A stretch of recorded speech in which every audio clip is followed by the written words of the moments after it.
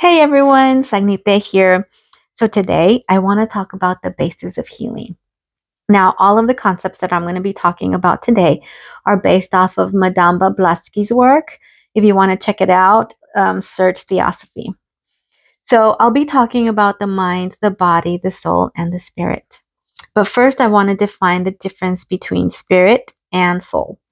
So soul is who you are as that self, your psyche, you individually.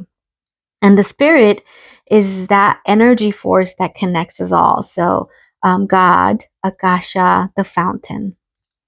Now, the mind, the body, and the spirit is what makes us as human beings, as a complex. The mind is the masculine energy that we all possess. So it's our intelligence, is that organizer, it's what creates structure in our life. Our body is our physical manifestation, our vehicle. And our soul is our heart. Our soul is our emotions. Our soul is our creativity. And again, those three together makes you who you are. And in order to heal each and every one of them, you have to do like individual work. You have to have like a regimen that you follow that really touches specifically on each and every one of them. Now, some of the things that we can do to heal will definitely overlap, but it's really good to know. So, the mind, typically you can heal it through meditation, but also through therapy. One thing that I feel or I find really interesting is that we consider therapy as something new, like we just created this new form of healing the mind, but it's actually an ancestral um, tool that we had. People in Atlantis used it, and if you go throughout history, you will find that therapy in one way or shape or form has been there to help heal the mind. Now, the mind, you also want to train it. You have to train it because if it lacks that structure, then we have problems like procrastination. I know that that was something that I struggled with a lot, like that the lack of discipline, right? And so, participating in certain activities that will help you discipline your mind. So, training for a long distance run or going to the gym, like going with a trainer who's going to, make you do like 600 sit ups or I don't know how many, right? Like a whole bunch of sit ups, and you're like, I don't want to do it, but he keeps pushing you, it keeps pushing you, and then your mind starts like, working, and there you are, you're like doing it, and you start becoming stronger. Another thing, like procrastination is that negative conversation that we have.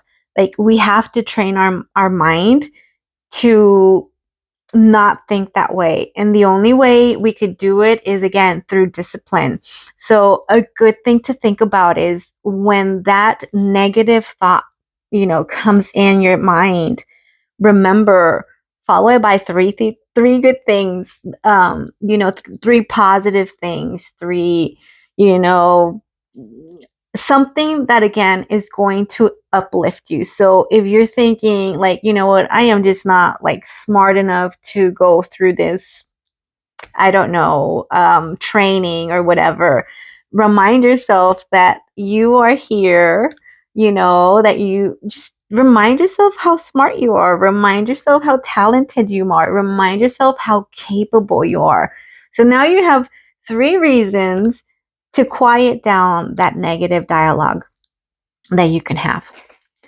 Our body, our bodies are temple, and in order to heal it, you have to go through Gaia. You have to go through Mother Earth. So having a diet that is a spiritual diet, so a lot of fruits and veggies, plant based, nothing processed, sugars and alcohol, they don't help. So letting go of those things and really feeding your body with a purpose.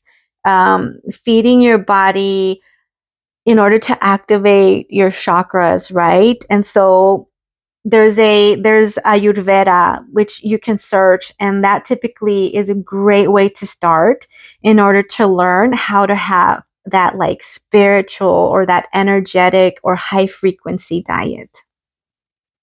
You can also practice like yoga or Tai Chi.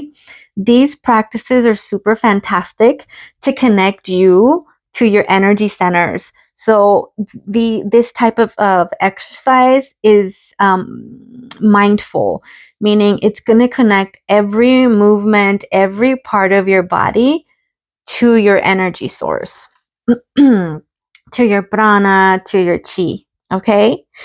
The soul, just like the mind, can be healed through therapy. Because the soul is emotion, is our heart, we want to purge all those heavy feelings. And a good way to do it is through therapy, but also through the arts. So creating something, writing something, music, um, things like those, painting. Even if you're like not a painter per se, but you like painting, do it. Or if you don't know how to play a guitar, do it. Not only would it be helping your soul, but because it's something that you have to really put time and dedicate your mind to it, it'll help you heal your mind as well. Um, Also, think about creating healthy boundaries. Helping helping to create those boundaries between yourself and others is really really important for a healthy soul. Um, Typically, we don't know how to, give us love. Like that whole self-love portion is so difficult because we've been trained to think of others first. But I am telling you, you have to love yourself before you can love anybody truly. So heal, and in that process, loving somebody else is going to be so much easier and so much sweeter. But also, a good way to heal your soul is by putting yourself out there. Put yourself, serve others, volunteer, whatever gift you have, whatever talent you have, put it out there without expecting anything in return. Just simply giving a little bit of who you are to others will help you heal your soul. um I also want to talk about the spirit, the nose. Again, that energy that connects all. Now, in order to connect or heal the soul, in order to connect and heal the spirit, you need to have gone through the Trinity, at least to start healing those areas of your life. So healing the spirit is something that you do energetically. So meditation is a great way to do it. I know that I discussed previously the differences between active and passive meditation. So meditation is fantastic, but I want you to visualize, do like a visualization type of meditation where you're able to visualize your chakras, right? And what you want to do is like activate them. And excuse me, as you're activating them, you're creating and you're becoming like sacred geometry, right? And it's something that crystals do for you as well. So implementing crystal work, implementing visualization is going to help you to heal and connect to spirit and to the metaphysical world, to your cosmovision, to God. And so know that there are steps, that we have to follow or that we should follow or that makes healing easier. And so connect with yourself. Understand that although we are one, we are comprised by three different um, bases, and work on those. Take your time. It's not a race. This is your journey. This is your healing. This is what you're doing for yourself, and in turn, not only are you healing yourself and changing your circumstances, but you're also changing the environment around you. And so I encourage you to continue to heal. I encourage you to not stay stagnant. I encourage you to ask me questions if you want to engage. And I know that you guys, after you see this video, you basically have the tools to do everything on your own, to be self-sufficient, to walk, the path of light and the path of love.